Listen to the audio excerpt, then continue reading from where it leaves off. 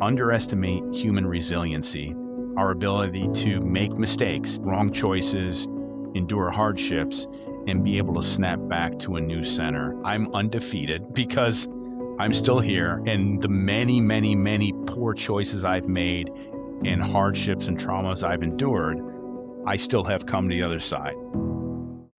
Welcome to Just Healing, where we say the quiet stuff out loud. I'm Dr. Deborah. I'm Michael Munson. Join us to laugh, cry, cringe, heal. Not necessarily in that order.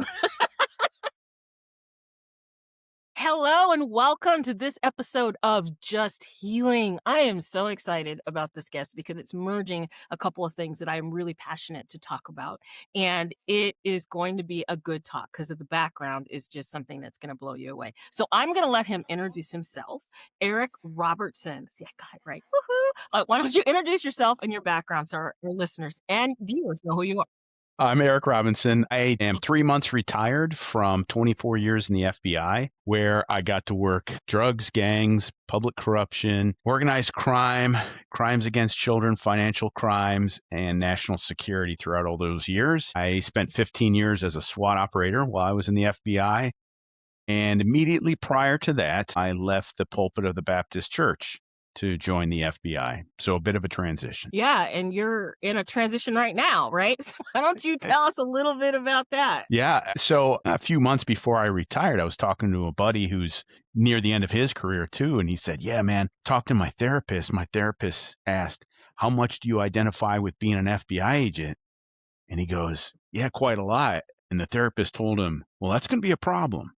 And I told my buddy, I go, I'm fully aware of this. It's hard to spend that long of the majority of my adult life in something that becomes, for me it was, and I know for many agents too, it becomes an identity because you have this role, people look at you a certain way and you look at yourself that way. So I am now coming to grips with what is it like to not be that guy, to just be a guy now. Yeah. And, that's the one thing I'm getting to where I'm beginning to think about doing those things and retiring at this point in, my life. And I'm like, I don't know what I'm going to do when I'm not a forensic psychologist. Like, I don't know what I'm going to do. I even went back and had some midlife crisis and got a second doctorate in organizational leadership, right? Because I'm like, this is who I am. This is how I deal with things. This is how I see the world, even though I can turn it off. So how does all of these selves that you've created, how does it help you help people? Well, coming from that pastoral background, I wouldn't say it was so much that I learned from that, but I was drawn towards that, I think, in a lot of ways because of who I am. So getting to work in that field, I was able to support people, reach out to them. Moving into law enforcement, I felt like in many ways was similar, that I got to do God's work, but I was doing it now to bring people justice. But along that way, now I had skills from being a pastor. I used many of those in law enforcement, dealing with victims, even dealing with criminals, dealing with informants of interacting. But then I also learned so much more in practicing that in a completely different environment. And so now I come out, I'm coming on 57, and I have much experience that I've learned and hoping for opportunities to pass some of that on to younger law enforcement officers they're starting out. One thing I noticed in many state and local law enforcement agencies is the great lack of training that's afforded to them. So I'm fortunate the FBI gave me a lot in 24 years, and so there's some I'd like to pass along. Yeah, training is the biggest thing. I mean, that's where my career is actually changing too, is that I'm doing all these trainings for law enforcement and how to see the world, how to see it through a psychological lens, because I didn't realize they get so little in that background. I'm surprised there's that, because if you have an option of more firearms, tactical training, things like that, or psychological training, what you're offering is shelved easily every time. So that's surprising that there's departments that can prioritize that as well, because most officers don't even get enough gun time unless they're doing it on their own. Yeah, that was really surprising to me too. And what was really interesting is when I worked for the feds, they made me go through tactical training too. Okay. And I was like, why am I here? But I learned, and I am prepared. I am thankful for it, but it struck me as odd. Well, I mean, I can see that. In some ways, it's just like a little taste of it. But if you are working with cops and you have very little idea of what they're doing and going through, Hmm. then you're not able to do your job as well. The more that you could just shadow somebody, if you could, then you go, okay, I get it.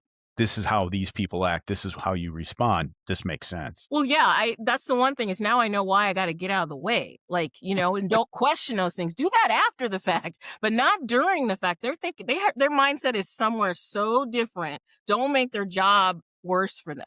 And I'm grateful to have had that perspective on the ride-alongs, but I always joke that I can take you out with a straw, like I literally can. That's just because one, I'm a little weird, right? But I just wanted So to learn that. I'm Huh? assuming there's a poison dart involved in the straw as well, though. Yeah, but if you punch it, you can right here, like, there's just ways.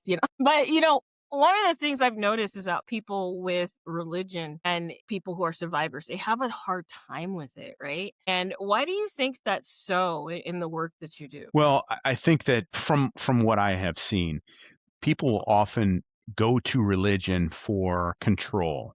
So, I mean, that's not necessarily in a negative way. They go to control to just try to control circumstances to gain some type of agency in their life. And so many times people go to religion for that, to find purpose and to find a way through their difficulties. But then also, that can be so terribly abused because there's a vulnerability. You're sticking your neck out to tell someone intimate things. As a pastor, not really, but in some sense, people are laying their eternal life in my hands. And again, not really, but there's that notion of I am vulnerable to you. I'm exposing myself.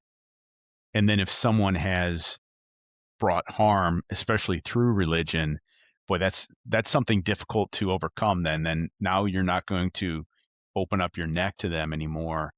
So there has been, from what I've seen, I know it's gone on for years, but there has been a great um, weaponization of religion, especially in one of the areas that I was investigating later in my career of what the FBI calls racially motivated violent extremists, which are in common parlance, Nazis or white supremacists. These are the folks who are using their Christianity. And then also, of course, we're looking into Muslims who might be extremists, but they're using their religion as the foundation, as the reason why they're able to carry out their harms. That's going to scare off and traumatize quite a few people. Absolutely. And when you look through it through centuries of that, right? Certain groups are going to be scared, terrified, and not even say anything when that's happening because they're afraid of not being believed, right? That's the freaky part. Yeah, and those are the more intimate ones too. Hmm. And what I dealt with was, I mean, it's broad, it's internet based. That here are people gathering together saying, I would look into their profiles on one post. Here's their favorite Bible verse, and the post below that was just disgusting, hate filled speech. So they're combining it together, and it's not how religion was intended. It's to edify.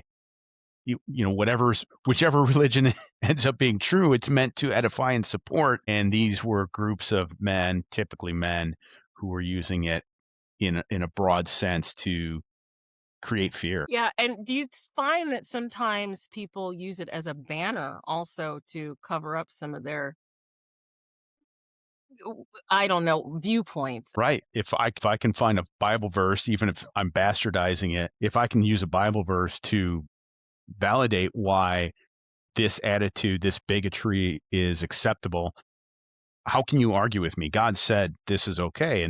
And so, especially with the LGBTQ community, a group that was in the sights of many of these white supremacists, they are using the Bible in a way that I believe is improper to say, these people are an abomination to God. This is why we should snuff them out. And even here, as I worked in the Cleveland division of the FBI, we had one of those white supremacists try to burn down a church because that church was supporting Gay Story Hour, things like that.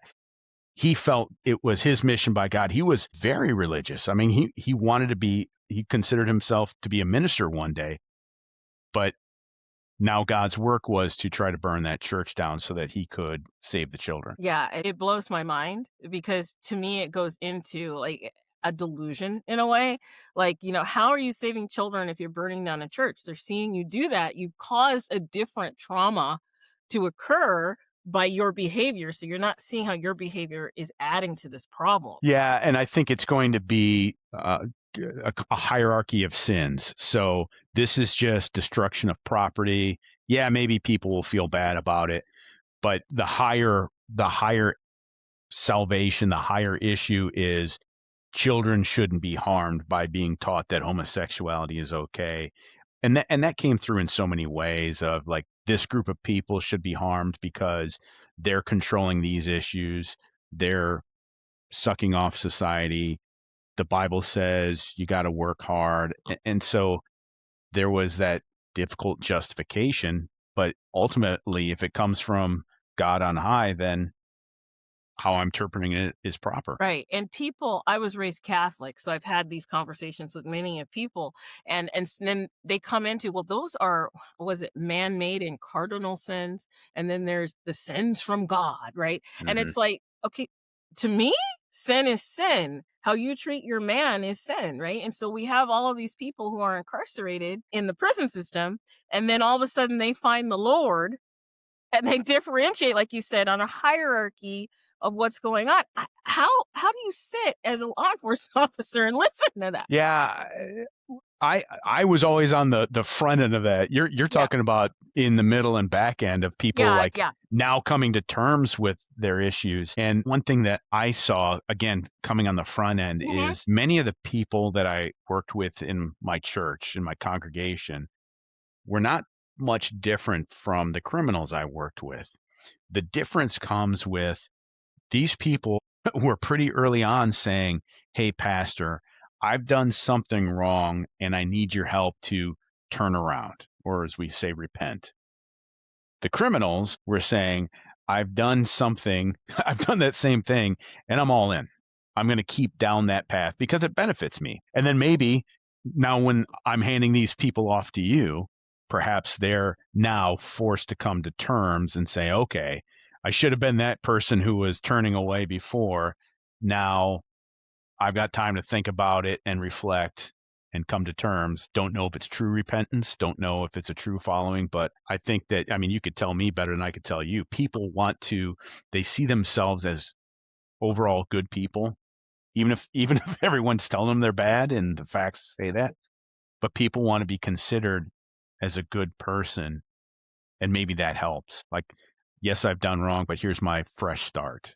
Here's here's all that I did being wiped away, and now I can be a good person again in my own eyes. I don't know what you think about that. No, I see that a lot, actually. It's almost like they want absolution, but Yep. not absolution from God, absolution from their peers. And now I'm in jail. And it's like, well, now I'm paying for this, so I should be forgiven for all, right? But they're not looking at all of the destruction that came around. Yeah. So it's not actually bringing justice to people. It's not addressing those sins. It's just maybe a self-centered, I need to feel better. I had one subject in a financial crime that I was investigating. He went to prison and came out, and now he was a street preacher and he had a small church.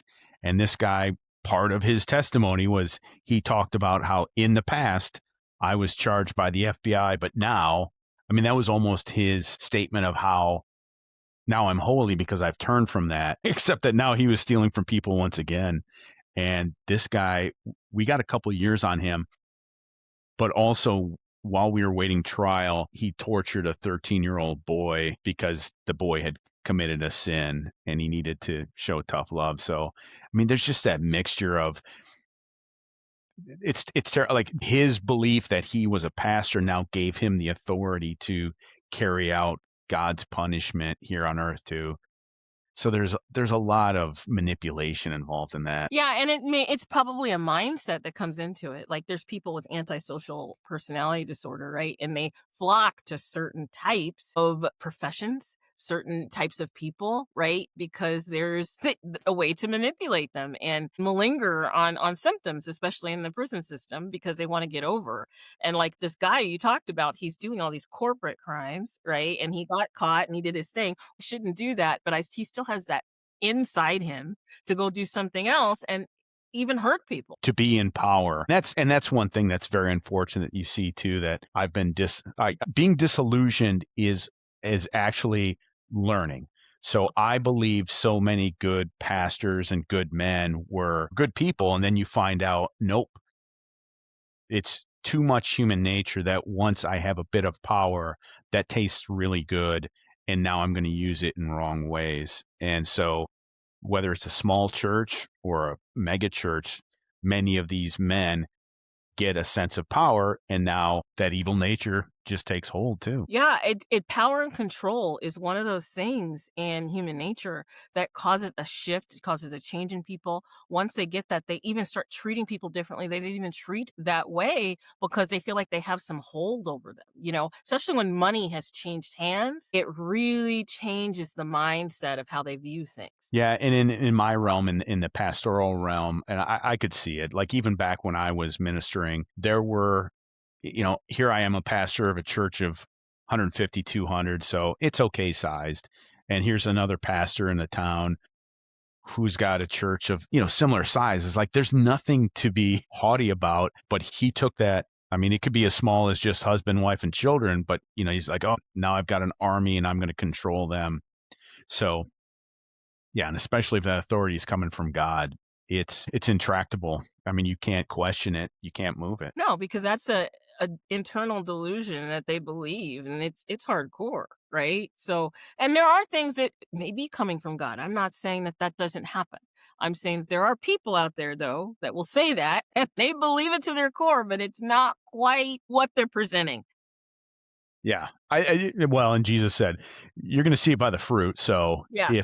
if they think it's coming from God, but those actions are contrary to what should be, then you're pretty sure that's man. Yeah, I always say looks like it, walks like it, talks like it, then it's a duck. And then if it says it and then it doesn't do any of those things, it's not a duck, And so you got to pay attention. But, you've worked with a lot of people.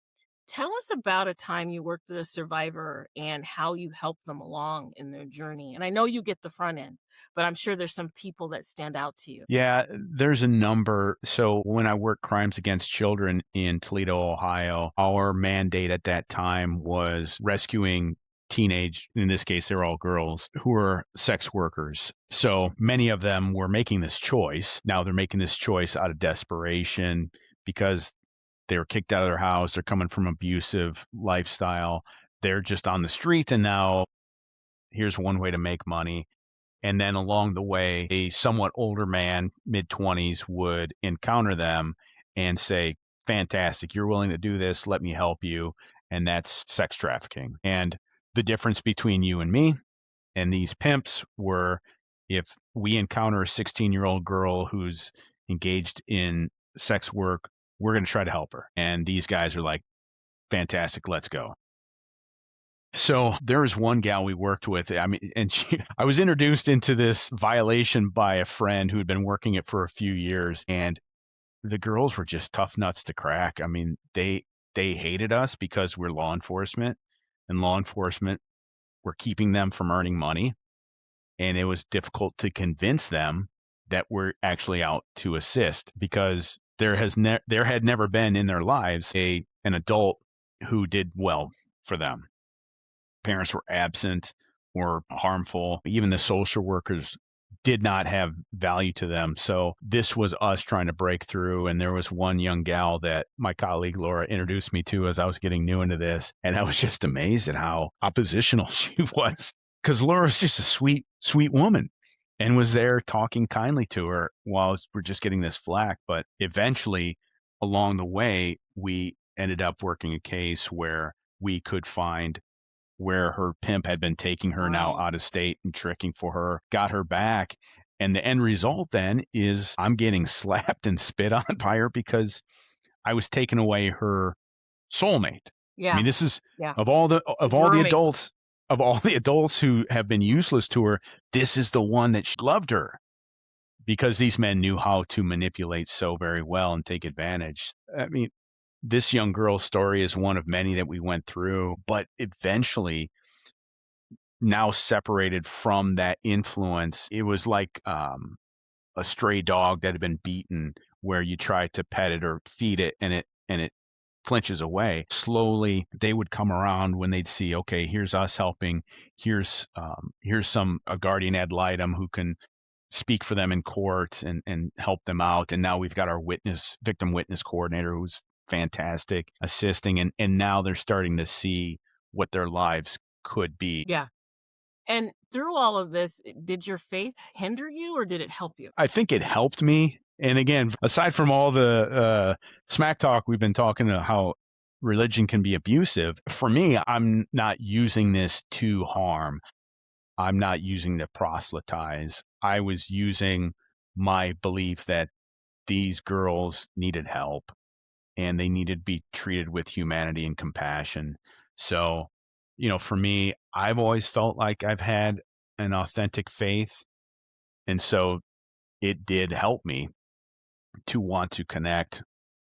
And then there's also a part where I had to disconnect because I couldn't, I couldn't go home and cry every night because I had so much compassion for these girls. You had to be dispassionate in some sense too, not take it personal. But yeah, that desire to reach out. I had one gal that we had arrested, and she was an adult, and she was assisting a young girl to prostitute, but we needed to arrest her to get to the young girl. And rather than, tell her how awful she is and how she's the reason society is falling apart, I wanted her to help us. So we didn't bring charges. In fact, I brought her to Subway and got her a sandwich, and we sat down and talked. And she eventually helped us. But one of her first questions as we are just talking was, my father sexually abused me since I was 2 years old. Do you think that's why I do what I do? And I felt like I was a pastor.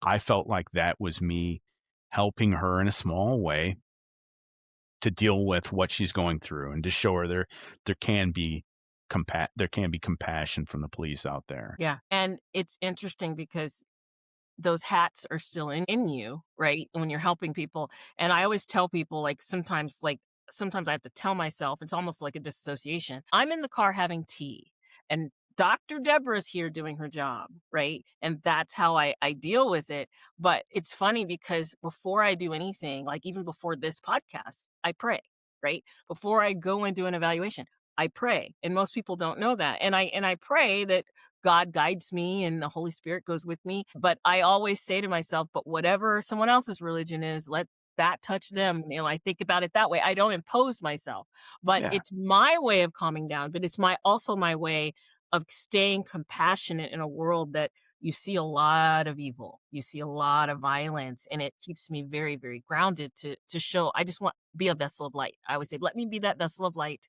the best I can. You know? Yeah, and whether somebody's believing the same way you do, you're centering, you're being mindful of who you are and what's happening. And there were definitely times I had to have that as well in the FBI Mhm. because we're seeing disgusting things, we're seeing Yeah. horrible things. Yeah. And there had to be a confrontation of, I liken it this way, is, you see birds everywhere and you're like, man, there's a lot of birds out here. And your buddy's like, yeah, man, we're bird watching. That's why we're seeing so many birds. Yeah. Every day I'm clocking in looking for Yeah. criminals. Right. And it gets you to think, man, society's terrible. Like, hey, you're out here looking for bad guys. Right. That's why you see it. You check in every day and you're like, man, you're with criminals. And you have to come centered and say, these are the criminals. This is not everybody. You know, let me not be so cynical. Right. And I have to remind myself, not everybody thinks like you and not everybody knows what you know. Right. So let the world just be the world. Right. And I have to remind myself of that, because that's how you stay human. If not, then you lose yourself in that. Yeah, there has to be a balance there where I also can't be so stone cold that now I become useless to my family, Yeah. where I won't let anything touch me. Like, well, okay, well, now you're not a human being and you're missing out on joy of life. Right. And I would say, please don't let my joy ever go away. And it's so funny because this morning, my brother gives me old records and we have a huge old record collection, me and my kids, right? And I'm like, okay, it's time that my son hears the whole Mac the Knife album. Like, so he My woke up to goodness. that. Like, That's old records, yeah. on vinyl. Okay, I'm not talking tape. I'm talking vinyl where you hear the imperfections in the tones and like that is. I'm teaching my son how to listen to music, right? So, but that's a joy. I can't lose that part of being alive. Yeah. Yeah. So you have a book, I right? do. Tell us about this book. So my book is called Irreverent, Okay. From Saving Souls to Chasing Sinners in the FBI. I liken it to a crazy social scientist, much like yourself, says, "Hey, I want to do an experiment.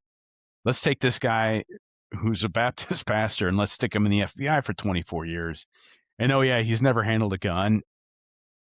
And somebody else chimes in, is like, let's put him on the SWAT team too. So it's a story of many of these encounters I had with the runaway teens, with mass shooters who are going to kill people in days, with actual terrorists who want to kill as well. And I tell those stories and I tell it from an irreverent point of view with a bit of humor, but all throughout too, a little bit as we're talking.